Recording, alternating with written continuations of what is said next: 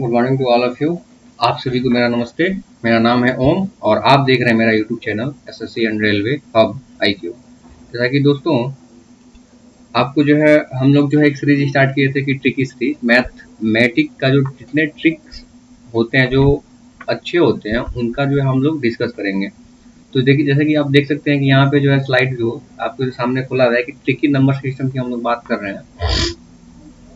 और इसमें जो है टॉपिक जो आपका है ना वो टॉपिक नेम जो है वो है कि प्राइम नंबर और कंपोजिट नंबर।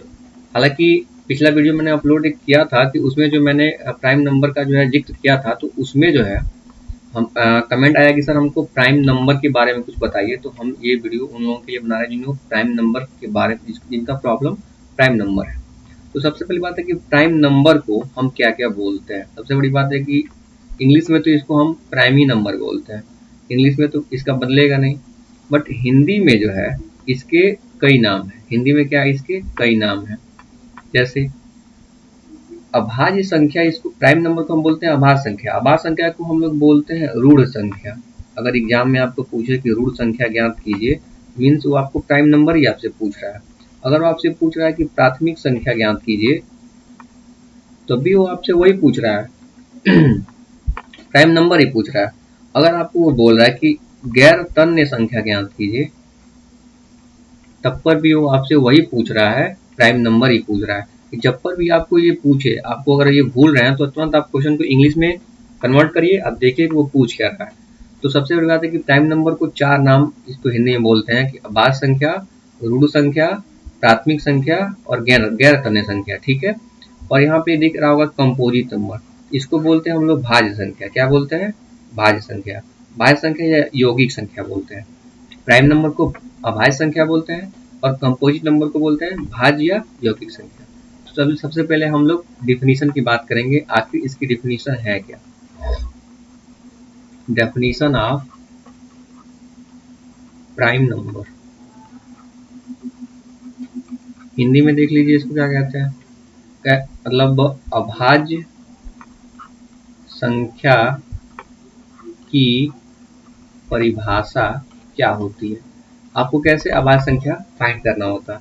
सबसे पहली बात है कि जिस संख्या का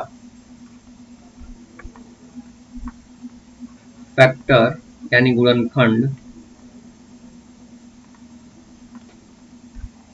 इस संख्या का फैक्टर सिर्फ दो हो, पहला कि एक हो और दूसरा फैक्टर वो खुद संख्या।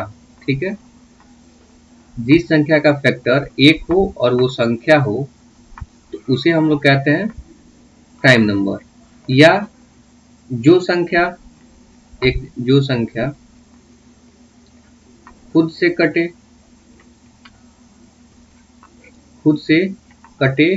और एक से कटे, तो हम लोग उसे कहते हैं कि वो संख्या जो है क्या है, प्राइम संख्या है। आप देख लीजिए मैंने लिखा है कि अभाज्य संख्या की परिभाषा में कि जो संख्या खुद से कटता है और एक से कटता है। एक से तो सब संख्या कटती हैं, जो संख्या खुद से कटती हैं और किसी से नहीं कटती है वो अभाज्य संख्याएं होती हैं। या इसको एक और परिभाषा बोला जा सकता है कि जिन संख्याओं का फैक्टर सिर्फ एक हो और वो संख्या हो उसे अभाज्य संख्या कहते हैं। ठीक है। अब देखिए अभाज्य संख्याएं कैसे, मतलब कितनी जो है होती हैं, मैं आपको बता रहा हूं। 1 से 50 के बीच में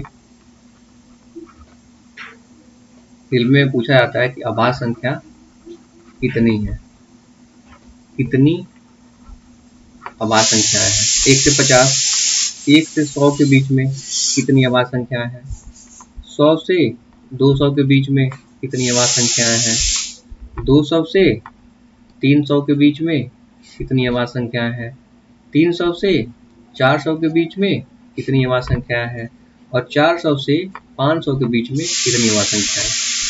सबसे पहली बात है कि अगर आप चैनल पे नए हैं तो प्लीज सब्सक्राइब करिए। ठीक है। और देखिए मैं आपको यहाँ पे बता रहा हूँ कि ये क्वेश्चन डायरेक्ट पूछे जाते हैं रेलवे में तो कितनी बार पूछा गया था कि 1 से 100 के बीच में कितनी अभाज्य संख्याएं होती हैं। अब आप पेपर में गिनने लगे तो आपका 10 मिनट चला गया, तो आप इसको याद करके रखिए। 1 से 50 के बीच में होता है 15, 1 से 100 के बीच में होता है 25, यानी कि 1 से 50, यानी 1 से 50 के बीच में तो 15 तो है ही, 50 से 100 के बीच में जो है वो होते हैं आपके 10। कितने होते हैं? 10। ठीक है, तो आप इसको जो है आप समझ सकते हैं कि ठीक है। अब देखिए 100 से 200 के बीच में कितने होते हैं? तो 100 से 200 के बीच में होते हैं 21 होते हैं। 200 से 300 के बीच में कितने होते हैं? 16 संख्याएं होती हैं।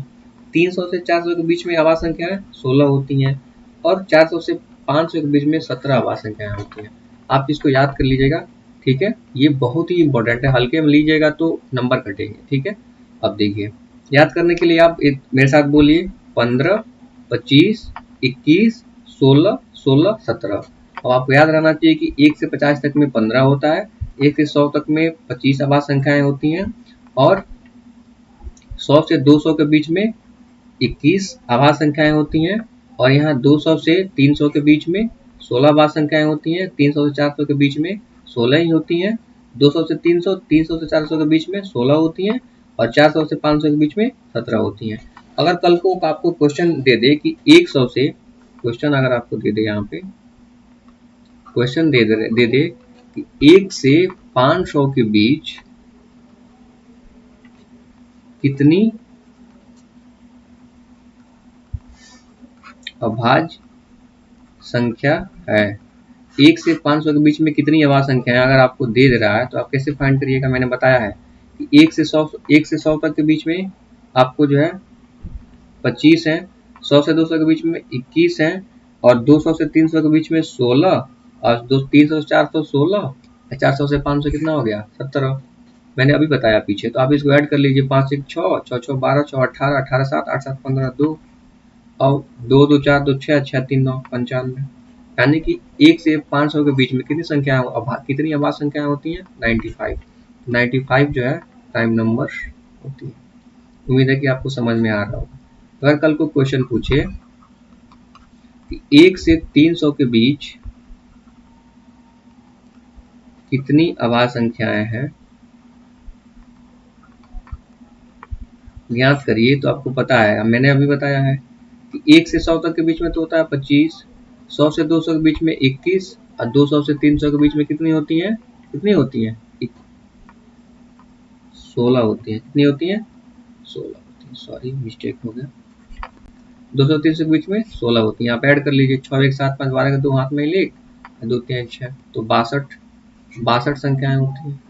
आपको ऐसे ही पूछ सकते हैं। अगर कल को आपको पूछे क्वेश्चन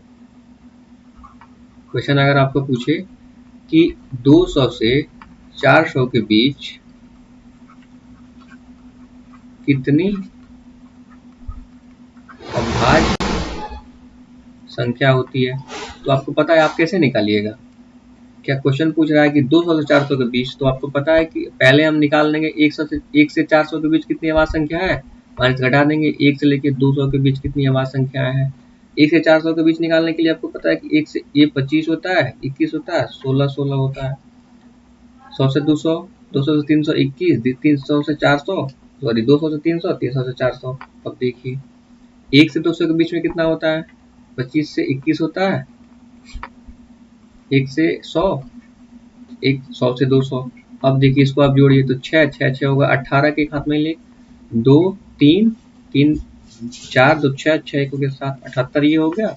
इसको जोड़ देगा 46 ये हो गया। अब इसको घटा दीजिए तो 78 माइनस 46 हो गया 2 3, यानी इसका आंसर हो गया 32। 32 जो संख्याएं होंगी वो 200 से 400 के बीच में जो है वह संख्याएं होंगी। उम्मीद है कि आपको समझ में आ रहा हो।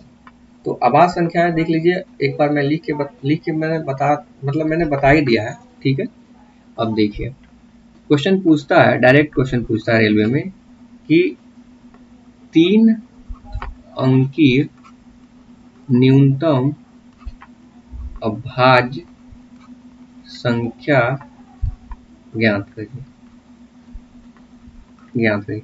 3 अंकी न्यूनतम आवाज क्या बोल रहा है कि 3 अंकी न्यूनतम आवाज, तो इसको आप लोग रट लीजिएगा। यह 101 होता है। कितना होता है? 101 होता है। 101 ऐसी संख्या जो 3 अंक भी, देखिए 1 2 3 3 अंक भी है, और ये अभाज्य संख्या भी होता है। तो ये 3 अंकी अभाज्य संख्या है। ठीक है, अब देखिए एक और पूछता है क्वेश्चन कि 4 अंकी न्यूनतम अभाज्य संख्या, तो ये होता है 1009।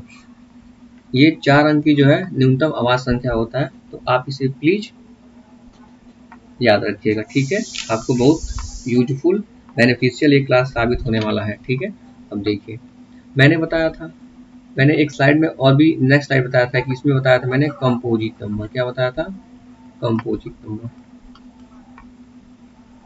तो कंपोजिट नंबर को बोलते हैं हिंदी में भाज्य संख्या, या इसको बोलते हैं यौगिक संख्या। उम्मीद है कि आपको समझ में आ रहा होगा। अब देखिए तो इसका डेफिनेशन होता है कि आप बोल सकते हैं कि भाज्य संख्याओं को छोड़ दिया जाए ना, तो जितनी संख्याएं होती है ना, तो वो जो है भाज्य संख्याएं होती है, कंपोजिट नंबर होती है। तो इसका डेफिनेशन में आप लिख सकते हैं कि जिस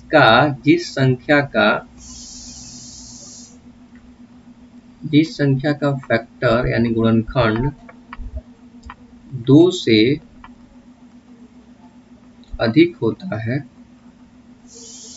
उसे भाज्य संख्या कहते हैं या यौगिक संख्या कहते हैं। फैक्टर 2 से अधिक होता है, जैसे एग्जांपल देख लीजिए, अगर ये 15 देख लीजिए, तो 15 का जो फैक्टर कीजिएगा तो 3 इंटू 5 हो जाएगा, यानी ये 3 से भी कट रहा है, 5 से भी कट रहा है, 15 से भी कटेगा, 1 से भी कटेगा, तो 2 से अधिक ये 4 जो है इसके फैक्टर हो गए। तो ऐसे ही जो है आपको जो है मतलब कंपोजिट नंबर फाइंड किया जा सकता है, ठीक है। Thank you. अगर आपको सेशन अच्छा लग रहा है तो प्लीज़ जो है सब चैनल को क्या कीजिए, सब्सक्राइब करिए, शेयर करिए और कमेंट करिए। जो टॉपिक आप पूछना चाहते हैं वो जो है आप पूछ सकते हैं, प्लीज़ सब्सक्राइब करना ना भूलें। धन्यवाद।